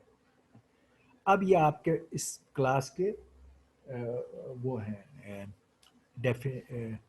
फंक्शंस जो इस क्लास में आप डाल रहे हैं। ये फिल टैंक, क्योंकि ये इसका है सेल्फ, ये डाल दिया क्लास के अंदर का, ये फिल टैंक वो है। तो ये इसका डॉक स्ट्रिंग है, डॉक्यूमेंटेशन स्ट्रिंग है। और इसका कोड ये है, क्या मैंने कहा, सेल्फ डॉट फ्यूल लेवल जो है वो सेल्फ डॉट फ्यूल कैपेसिटी। आपने इसको इस फंक्शन में फिल टैंक करना था, तो आपने कहा अच्छा मैं ये जो वैल्यू है फ्यूल लेवल वाला जो पहले, इसको मैं फुल कैपेसिटी पे कर दूं। तो यहाँ पे ये फुल कैपेसिटी की आपने एक इनिशियलाइजेशन की हुई थी, इसको असाइन कर दिया, तो आपका फ्यूल लेवल जो है वो फुल फुल हो गया। ये कोड है इससे। और प्रिंट किया फ्यूल टैंक इज फुल। चलिए, ये एक दूसरा ड्राइव सेल्फ इसी का है स्ट्रिंग। उसके बाद आपने कहा print the car is moving, ये ड्राइव हो गई। अच्छा, क्रिएट, अच्छा ये कंटिन्यू है, क्रिएट एंड कंटिन्यू। अच्छा, अब आपको आपने क्लास का देख लिया कि क्लास में क्या है, टेम्पलेट में क्या है। अब आप उसको यूज़ करना चाहते हैं तो आप हमेशा इंस्टेंशिएट करेंगे, एक ऑब्जेक्ट बनाएंगे, उस ऑब्जेक्ट में आप अपना काम करेंगे। तो आपने ये कार के क्लास को इन पैरामीटर्स पे, वो जो 3 पैरामीटर वहाँ थे आपके, जो कि मेक, मॉडल और ईयर, यानी ये पोजिशनल पैरामीटर्स हैं। तो आपने यहाँ मेक, ऑडी, मॉडल A4 और ये ईयर 2016 डाल के इस क्लास की इंस्टेंस बनाया, जिसका नाम आपने रखा माई कार। ये हो, अब आप एक्सेस कर रहे हैं एट्रीब्यूट वैल्यू। अब उसमें अब आप चाहें, अब आपने अपना ये इंस्टेंस बना लिया, अब आप वो वैल्यूज़ प्रिंट कर सकते हैं। आप कहेंगे माई कार का डॉट में एट्रीब्यूट को, ये अब एट्रीब्यूट्स हैं जो आपकी क्लास, यहाँ चले गए एट्रीब्यूट अंदर, यहाँ आ गए, ये एट्रीब्यूट्स बन गए आपके। तो अब आप इस इन एट्रीब्यूट्स को भी एक्सेस कर सकते हैं, जिस तरह फंक्शन कॉल करते हैं इस तरह एट्रीब्यूट को भी एक्सेस कर सकते हैं। तो आपने कहा प्रिंट माई कार का मेक, जाहिर माई कार का मेक ये है डॉट मेक, तो ये प्रिंट हो जाएगा। माई कार डॉट मॉडल ये प्रिंट हो जाएगा, माई कार डॉट ईयर ये प्रिंट हो जाएगा। ये आपने अपने ऑब्जेक्ट के इंस्टेंस में जो एट्रीब्यूट्स थे उनको आप एक्सेस करके रीड, राइट, प्रिंट जो भी चाहें कर सकते हैं, वो आपने किया। इसी तरह आप अपने ऑब्जेक्ट इंस्टेंस में मेथड्स को भी कॉल कर सकते हैं। देखिए यहाँ आपने एट्रीब्यूट को कॉल किया, यहाँ आपने मेथड्स को कॉल किया। तो यहाँ पर मेथड्स था एक फिल टैंक, अभी हमने देखा था एक ड्राइव। तो आपने अपने इंस्टेंस में डॉट उस मेथड को कॉल किया, अपने इंस्टेंस में डॉट ड्राइव को कॉल किया, तो ये मेथड रन हो जाएंगे। आप मल्टीपल ऑब्जेक्ट्स क्रिएट, जैसे मैंने बताया क्लास एक टेम्पलेट है जिससे आप बहुत सारी कॉपीज बना सकते हैं, इंस्टेंशिएट करते हैं ऑब्जेक्ट, तो you can make multiple objects. तो आपने एक माई कार तो ये बनाया था, आपने इसी से एक और बनाया माई ओल्ड कार, तो वही कार क्लास, उसमें जब आपने ये पैरामीटर्स डाले तो ये आपके ओल्ड कार के parameter, it's another instance, this another car. यही फायदा है क्लास को ऑब्जेक्ट्स के जरिए से, ऑब्जेक्ट ओरिएंटेड प्रोग्रामिंग का लिखने का। एक और आपके पास है माई ट्रक, उसको आपने इसी क्लास से कहा कार, और टोयोटा और टकोमा और 2010। आप देख रहे हैं मल्टीपल इंस्टेंसेस। अच्छा, अब आपने एट्रीब्यूट को मॉडिफाई अगर डायरेक्टली करना है तो वो भी कर सकते हैं कि माई न्यू कार,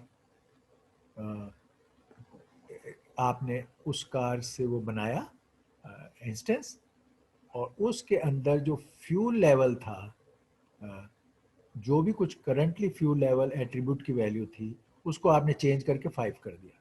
तो this is, you can modify the attribute in your object. ये एट्रीब्यूट आपने एक्चुअली क्लास के अंदर चेंज नहीं किए, या आपके ऑब्जेक्ट में जो उसकी वैल्यू है उसको आपने चेंज कर दिया। तो एट्रीब्यूट चेंज करना आपके पास अलाउड है जनरली। अब क्लास वाले कहते हैं कि यार आप इवन एट्रीब्यूट चेंज करने के लिए एक मेथड डालें और वहां से करें ताकि एट्रीब्यूट चेंज कंट्रोल तरीके से हो, बट इट इज अलाउड। तो हमने ये बता दिया कि एट्रीब्यूट चेंज हो सकता है। Writing a method to update an attribute's value, यानी एट्रीब्यूट की ये वैल्यू जैसे मैंने बताया कि लोग कहते हैं कि यार ये बेहतर है डायरेक्ट मत चेंज करो, कोई मेथड से करो, तो यहाँ वो मेथड यही काम मेथड से कर रहा है कि उसने fuel level, self, new level और ये स्ट्रिंग, और उसने कहा if new level is less than fuel self fuel capacity, तो फिर आप इसको लेवल को न्यू लेवल पर ले जाओ, न्यू लेवल असाइन कर दो फ्यूल लेवल को, और else print the tank can not hold that much, कि अब आप मज़ीद फिल नहीं कर सकते। तो आप लेवल इंक्रीज करना के लिए ये काम भी कर सकते हैं, और एक उस लेवल के एट्रीब्यूट को डायरेक्टली चेंज भी कर सकते हैं और एक मेथड से भी कर सकते हैं जिसमें आप ये पैरामीटर देंगे न्यू लेवल। तो आपने एक फंक्शन भी बना दिया, method to increment an attribute's value, again attribute की वैल्यू इंक्रीज करनी है तो आप कहते हैं मैं मेथड से करूंगा, जो मैं आपसे कह रहा हूँ कि इनका प्रेफरेबल चॉइस होता है, ऑल्दो दिस इज अलाउड, मगर ये भी कर सकते हैं। तो फिर एक और आपने यहाँ पर एट्रीब्यूट की वैल्यू इंक्रीज करनी थी, तो आपने वो ये पैरामीटर में अमाउंट दिया, ये ऐड फ्यूल के लिए अमाउंट दिया, उसने कहा कि अगर फ्यूल लेवल में ये अमाउंट ऐड करने से टोटल कैपेसिटी से कम रहता है तो फिर इसको ऐड कर दो, तो ये फ्यूल लेवल अपग्रेड हो गया बाय दिस अमाउंट, और ये अब एडेड फ्यूल आपने प्रिंट किया। अदरवाइज आप कहोगे कि नहीं ये तो इससे बाहर निकल रहा है, इतना फ्यूल मैं ऐड करूंगा तो it will go beyond the capacity, तो आपने कहा tank want hold that much, ये कर दिया। तो ये देखें ये हाउ यू राइट। इनहेरिटेंस की बात में हमने ये भी बताया कि क्लास की इनहेरिटेंस में आप एक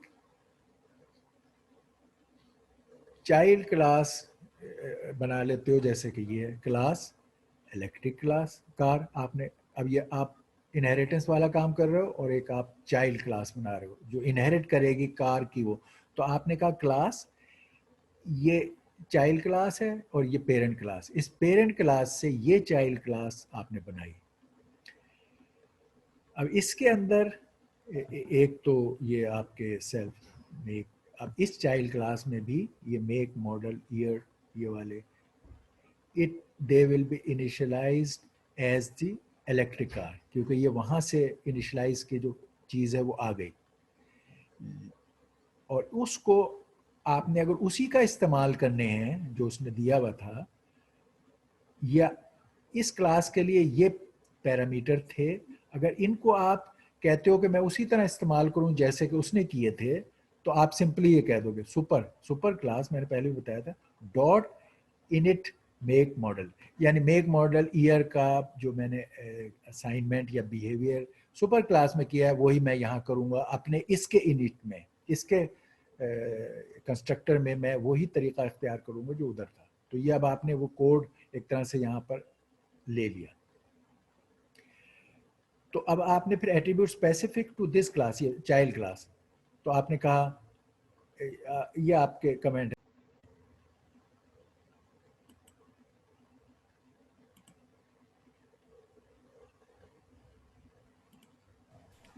अच्छा ये तो आपने उधर से ये कह के सुपर कंस्ट्रक्टर उसका बोरो कर लिया सुपर क्लास का, यहाँ वरना आप अपना कंस्ट्रक्टर भी बना सकते थे, ठीक, दोनों ऑप्शन थे, आपने ये कहा, यानी जो उस कंस्ट्रक्टर में चीजें थी वो तो एज इट इज आपने ली। अब आपको इस सब क्लास में अपने कोई एट्रीब्यूट या फंक्शंस डालने हैं तो आप सब क्लास में डाल सकते हो। तो इसने यहाँ पर बैटरी साइज का एट्रीब्यूट डाला, फिर इसने ये वाला चार्ज लेवल, बैटरी के चार्ज, क्योंकि अब ये इलेक्ट्रिक कार है, पहली जो कार उसने थी वो उसने एक जेनरिक ली थी, उसमें स्पेसिफिक टू इलेक्ट्रिक चीज़ें नहीं थी। अब आपने जब ये ऑब्जेक्ट बनाई इलेक्ट्रिक कार के लिए तो वो वाली चीज़ें तो मेक, मॉडल, ईयर और बहुत सी चीज़ें, फ्यूल टैंक और उसका साइज और ये वो वही रहे, मगर अब कोई नए एट्रीब्यूट और नए फंक्शंस आपको सब क्लास में चाहिए थे, तो अब वो आप ऐड कर रहे हो उसमें। ये है फंक्शन को वहाँ से इनहेरिट कर ली चीज़ें सारी और उसके अलावा आपको जो चाहिए वो कर रहे हैं। तो आपने कहा अब इसमें self dot battery size 70, self dot charge level 0, यानी बैटरी है इसमें जिसकी कैपेसिटी 70 की है और प्रेजेंटली उसकी वैल्यू 0 है, ये आपने इसमें मामला ऐड किया। अब आपने इसके अंदर ये डिफाइन किया चार्ज के बाद को इसका एक फंक्शन आपने चाइल्ड क्लास में चार्ज का बनाया, ये उसका कमेंट है। ये आपने कहा सेल्फ चार्ज लेवल 100। अगर आपने बैटरी को चार्ज करना है तो ये फंक्शन कॉल किया गया है। इसमें एक्चुअली तो कोई एक्टिविटी होगी, उसको उसने शॉर्ट में कहा कि जी ओके 100 चार्ज लेवल हो गया, फुल हो गई बैटरी का चार्ज करने की एक्टिविटी, तो व्हीकल इज फुल्ली चार्ज। ये एक इसने नई फंक्शन डिफाइन की।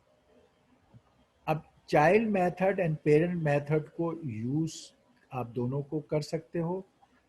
आपने अगर कहा ये देखें माय, अब अपनी चाइल्ड क्लास को,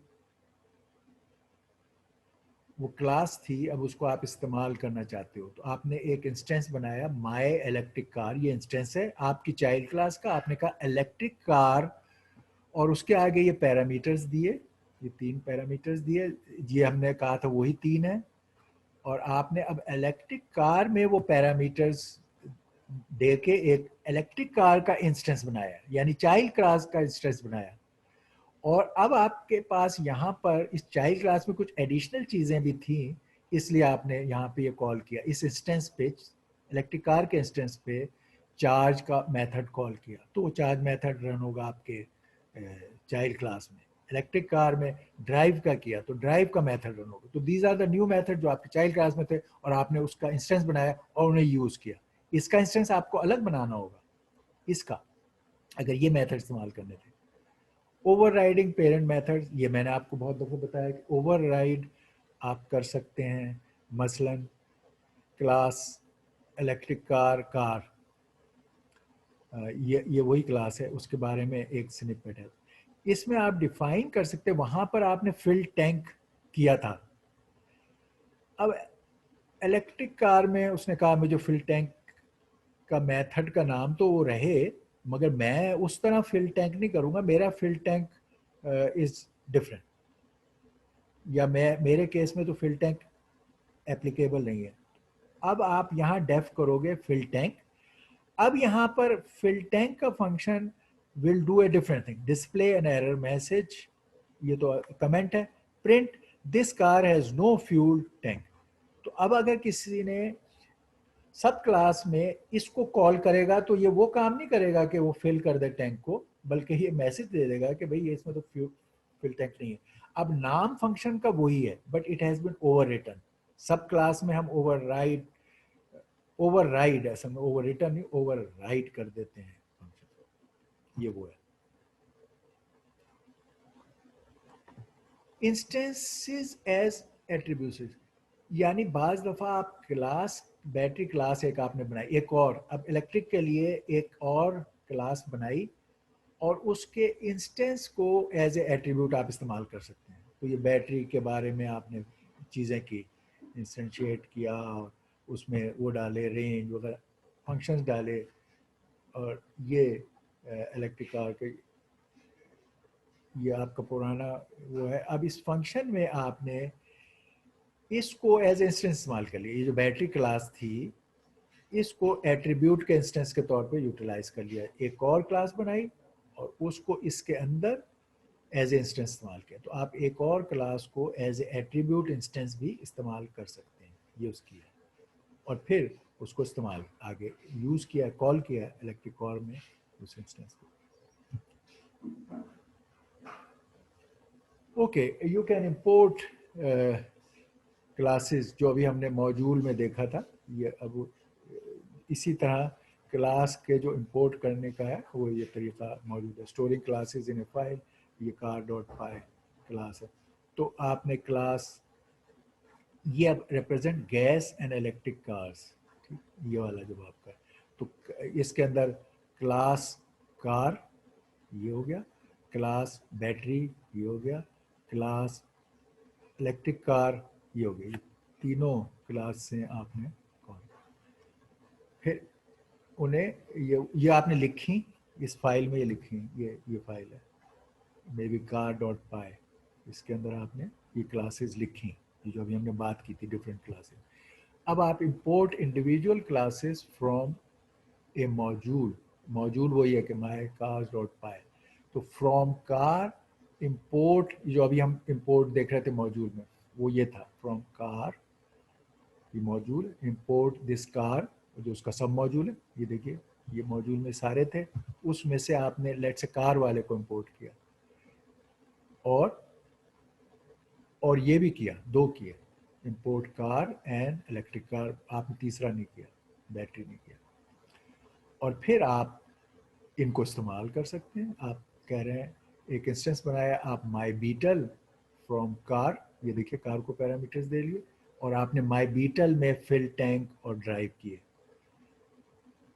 और एक और आपने इंस्टेंस बनाया माई टेस्ला का, जो इसके से वो था इलेक्ट्रिक कार, और उसके साथ ये पैरामीटर थे, और आपने फिर माई टेस्ला के अंदर जो चीज़ें थी जैसे चार्ज करना, ड्राइव करना, ये बीटल नॉन इलेक्ट्रिक थी, तो इसने ये वाले उसको यूज़ किया फंक्शन को, और इससे काम लिया, इसके इंस्टेंस को बना के काम लिया, और इसके इंस्टेंस को करके आपने किया। तो आपके मेन मॉड्यूल में ये सब मॉड्यूल्स तो थे, आपने कॉल किए और इनको इस्तेमाल किया। आप एंटायर मॉड्यूल भी कॉल कर सकते थे कि आपके इंपोर्ट कार में ये सारे तीनों थे, उसके अंदर जो आपने कार का बनाया था उसमें तीनों थे, एक और भी था बैटरी, तो आप सारे को भी इंपोर्ट कर सकते हो खाली बाय सेइंग इंपोर्ट कार। ये स्मॉल सी से है कार, ये बिग सी से है वो जो आपका क्लास है, ठीक है, ये स्मॉल सी, ये सारे को कर लिया। इसमें आपने बीटल का इंस्टेंस उस कार से बना लिया, कार डॉट कार, बिग सी से कार, दूसरा कार डॉट, फिर आपको ये कहना पड़ेगा क्योंकि आपने सारे इंपोर्ट कर लिए हैं और उनके नाम अभी नहीं है, तो आपने कार में डॉट कार, कार में डॉट इलेक्ट्रिक कार करके यही वाले काम आप कर सकते हैं। Importing all classes from A module, ये वो था कि आपने कहा फ्रॉम कार इंपोर्ट ऑल, इसका मतलब वो तीनों अब आ गए सारे, तो फिर आपने माई बीटल कार वाले से इस्तेमाल कर लिया, ओके, और सारे आ गए, और उनमें से आपने यहाँ एक का इस्तेमाल दिखा दिया, now you can use all of them, ये आपने सारे वो इस्तेमाल कर लिए, सबको कर सकते हैं, और इसमें से लेकिन जैसे मैंने कहा don't do this, recognise it when you see it, तो वो बेहतर होता है, वरना सारे आ जाते हैं और फिर नेम स्पेस आपकी क्लटर्ड हो जाती है। Okay, we are done with our second level of revision of thing। इसके लिए मैंने आपको ये असाइनमेंट है जो आप क्योंकि हमने असाइनमेंट्स इसमें यही तय किया था कि आपको वो देंगे जिनको आप पहले से जानते हो, तो Ahmad Shah may have little more things to his interest, ये असाइनमेंट है, ये अपलोड कर देंगे। ये वही हैं, एक तो 4 लेवल थ्रेश होल्ड और 4 लेवल हिस्टोग्रामिंग। असल में थ्रेश होल्ड जब आप करें उसी इनपुट से आप हिस्टोग्रामिंग इनको कंबाइन करके भी रन कर सकते हैं, ठीक है। तो आप देख लें, ये एक मैट्रिक्स दे दी है और वो घेरे लेवल वही इसका है 0 से 255, तो एक काम आपने थ्रेश होल्ड हिस्टोग्रामिंग करना है, और एक आपने 1D कन्वोल्यूशन अभी किया है, 2D कन्वोल्यूशन करनी है, मास्क बनाना है। इन सब में आपने रैंडम नंबर, मास्क में भी और मैट्रिसेस में भी, ये रेक्टेंगुलर मैट्रिक्स है और आपने काम करना है। दूसरा जो है that is simply solving 3 equations in 3 variables, यानी एक्स वाई जेड के साथ a x b y c z and equal to a constant, इनमें भी ए बी सी जो है ये कोएफिशिएंट्स होते हैं, ये भी कांस्टेंट है, एक्स वाई जेड, ऐसी 3 इक्वेशंस होंगी एक्स वाई जेड के साथ। और फिर ऐसा जो आप हमने देखा था कि 3 इक्वेशंस को सॉल्व करना हो तो उसका तरीका मैट्रिसेस के जरिए से ये है, a x equal to b, last line जो है वो बी होती है, ये एक्स में ये एक्स वाई जेड है, इसका वेक्टर होता है, और ये ए बी सी के 3 3 by 3 की मैट्रिक्स होती है, वो ये ए, ये हमने पहले किए हुए हैं लॉट ऑफ टाइम। ये मैट्रिक्स यूज करके आपने इसे सॉल्व करना है। पहले आपने स्टेप बाय स्टेप शो करना है कि बाय हैंड कैसे सॉल्व होगा, क्योंकि उसमें quite a few things are involve. ये इनवर्स कैलकुलेट करना पड़ता है, डिटर्मिनेंट निकालोगे, ट्रांसपोज लोगे, एडजॉइंट कैलकुलेट करोगे, quite a bit interesting thing for Ahmad Shah. ठीक, तो उसको जब कैलकुलेट पहले कर लोगे, इनकी वैल्यूज आपने रैंडमली जनरेट की हैं, या आपने ख्याल रखना है कि सिंगुलर होनी चाहिए, यानी डिटर्मिनेंट, अगर रैंडम जनरेशन से डिटर्मिनेंट जीरो हो रहा है तो आपको वैल्यू एक चेंज करो ताकि डिटर्मिनेंट जीरो ना हो, only then calculation is possible, क्योंकि 1 ओवर डिटर्मिनेंट यूज होता है। तो आप ये करके पहले मैन्युअली कैलकुलेट करोगे, हर स्टेप की वैल्यू दिखाओगे, और फिर उसको इम्प्लीमेंट करोगे, और हर स्टेप पे वो चेक करते जाओगे कि यार मेरे पहले स्टेप पे ये था टैली, दूसरा, तीसरा।